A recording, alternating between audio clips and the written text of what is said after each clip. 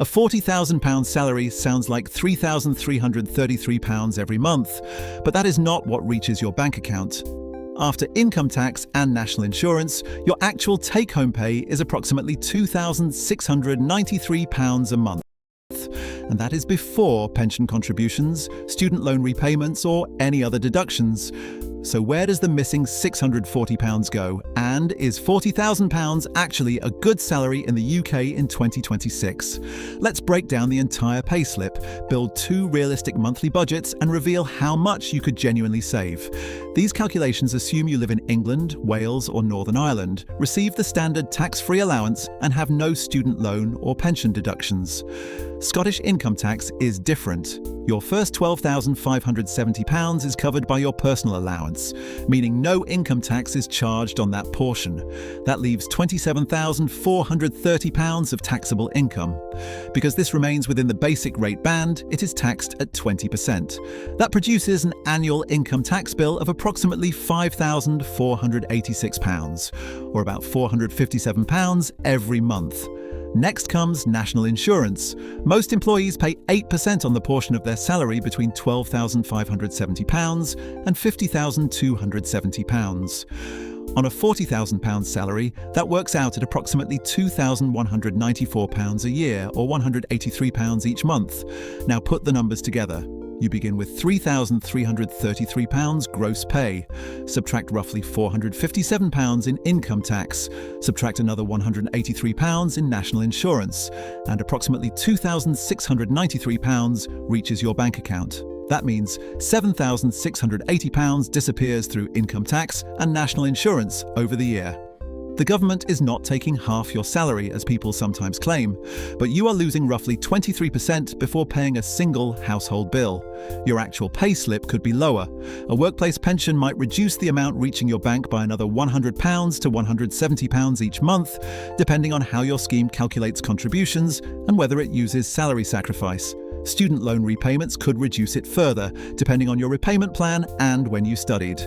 That is why two people earning the same £40,000 salary can receive noticeably different amounts. But the important starting figure is approximately £2,693 per month before pension and student loan deductions. Now comes the part that determines whether £40,000 feels comfortable or completely ordinary. What happens after the money reaches your account? Is £40,000 a comfortable salary?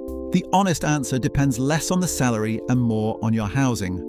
Let's compare two people earning exactly the same amount. Both receive approximately £2,693 a month after income tax and national insurance. Neither has a student loan, and we will leave pension deductions outside this example because workplace schemes vary.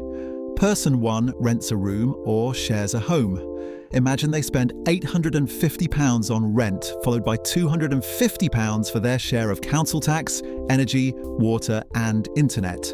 They spend £250 on groceries, £200 on transport, and £50 on their phone and subscriptions.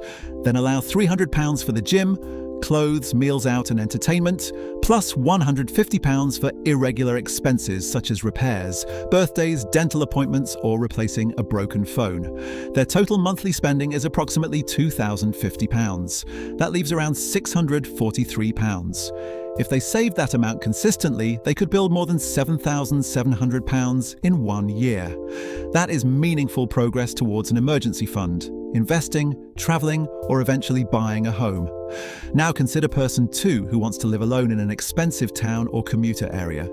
Their take-home pay is still £2,693, but rent is now £1,350. Council tax, energy, water, and internet add another £350. Groceries cost £250, transport costs £200, and their phone and subscriptions cost £50.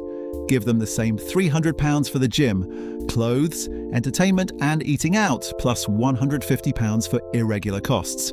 Their total is approximately £2,650. They have just £43 left. The salary did not change. The tax did not change. A housing transformed a comfortable budget into a fragile one. These are illustrative budgets, not national averages.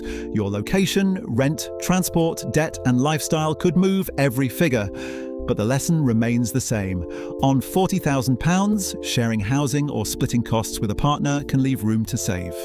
Living alone in an expensive area can consume almost everything. Add a financed car, frequent takeaways or several subscriptions, and the remaining money disappears quickly. This is why asking whether £40,000 is good is the wrong question. A better question is, after housing and essential costs, what percentage of your take-home pay remains? If your essentials consume 60% of your take-home pay, £40,000 can feel manageable. If they consume 90%, one unexpected bill can push you into debt. Your postcode and housing choices can matter more than a £5,000 pay rise. But how much does a pay rise actually change the number reaching your bank? Let's compare £30,000, £40,000 and £50,000. A £10,000 pay rise does not give you an extra £833 a month. Between £30,000 and £50,000, income tax and national insurance take approximately 28 pence from each additional pound. Using the same basic assumptions, a £30,000 salary produces take-home pay of roughly £2,093 a month. At £40,000, it becomes approximately £2,693, and at £50,000, it reaches approximately £3,293. So each £10,000 increase gives you about £600 more per month, not £833. That is still a major improvement, but it explains why a pay rise can feel smaller than expected. Once your income passes £50,270 in England, Wales or Northern Ireland, the marginal deductions become steeper. Income above that threshold normally faces 40% income tax and 2% employee national insurance. Pension contributions and student loans can increase the difference between your gross salary and the amount you see. But earning more is not pointless.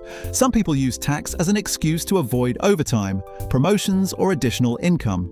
That thinking is usually backwards. Higher tax applies to the extra portion of income, not your entire salary. The real danger is lifestyle inflation.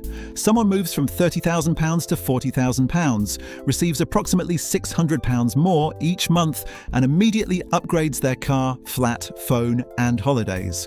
Their salary rises, but their financial position barely changes. A better approach is to decide where the pay rise goes before it arrives. If you receive an extra £600, you could improve your lifestyle by £200, save or invest £300, and keep £100 available for irregular costs. You still feel the benefit without allowing every new pound to disappear.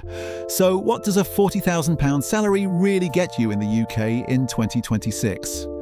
Approximately £3,333 in gross monthly pay becomes around £2,693 after income tax and national insurance.